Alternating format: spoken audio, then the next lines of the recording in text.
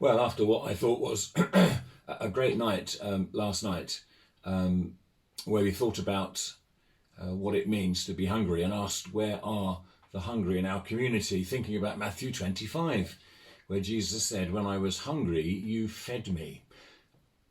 As part of our Zoom with a View, we're asking a different question each week. And this week's question was, where are the hungry in our community? And as we thought about it, we recognise that there are many places where we will find people who are hungry. In our own streets, in the village shop, in the community centre, even in the church, in people's homes, in the high street, in various groups, the U3A, the book clubs, schools, when we're out and about, on the golf course, and even on the bus. And there we are amongst people who may be hungry. We spoke about physical hunger, and remember that when Jesus was in the wilderness, he was tempted by Satan.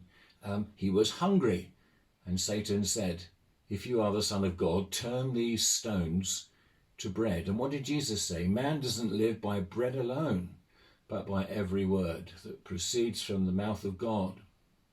We reminded ourselves that it was Blaise Pascal who spoke about everybody having a vacuum, a God-shaped hole in our lives. And however that is expressed, I think we agreed that those feelings that people have when they are hungry are the same, actually, whether they are physically hungry or spiritually hungry. That feeling of being empty, thought that something is missing, being miserable, being irritable and angry, being grumpy, weakened, in pain, envious and jealous. Having done all of that, having said that, we went on to think about how we might reach those people who are hungry. And we discussed the attitude that some have that will leave the feeding of the hungry to somebody else. We're just interested in the spiritual hunger as a church, and we will preach and address that.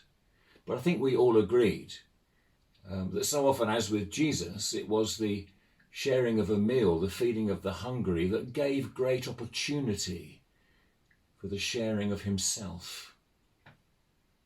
And Michael very helpfully reminded us of the relationship between being hungry and hospitality. And we thought about our welcome, the way that we greet people, the way that we reassure people when we meet them.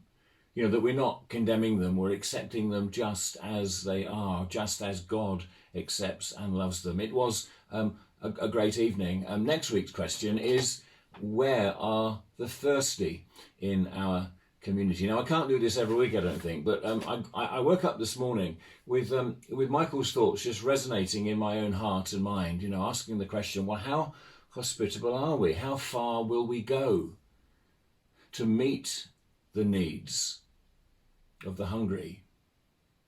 And, I'm grateful for those in the church who have over the years exercised great hospitality. And somebody mentioned, the sessions you've had for wedding couples with David and Peggy, and how great that's been. And showing love, showing hospitality, and in that revealing something of the heart of God who would welcome all. Now, I got up this morning with that in my head all the time. Just I had my breakfast, I had my toast, it was still there. I had my bran flakes, it was still there. Drank a coffee, and it was still there. And I sat down at the piano and I wrote this song. Can I say I was given this song? I don't know. But, with hospitality and people coming amongst us greeting people in a non-judgmental way, we don't condemn them. And we want to love them and we want to show generosity. And sometimes we're not sure whether it's going to work. We're not sure what it will accomplish, but we do it anyway because we want people to experience the unconditional love of God, of Jesus. And so I wrote this song, and it's a bit of a dance. I just was so happy this morning, and I'm longing not just for the time when we can be together and we can worship together, but, with such joy, even with David, who danced before the Lord. I want us to think about that. And if you want to dance, I want to say dance. And this song actually encourages dancing. So we're dancing, we're singing, our praises bringing. We shout out in song with joy and thanksgiving. We celebrate that it's here we belong. Here we belong. And that's the chorus that goes on.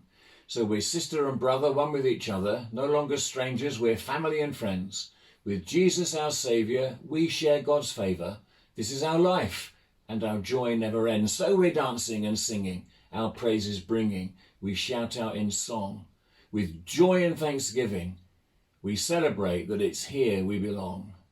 And in the next verse, we're laughing and weeping, our promise keeping. We have a love that will to all we extend, befriending, defending, grace never ending. This is our life, and our love never ends. And we sing the chorus, we're dancing, we're singing, our praises bringing. We shout out in song. With joy and thanksgiving, we celebrate that it's here we belong.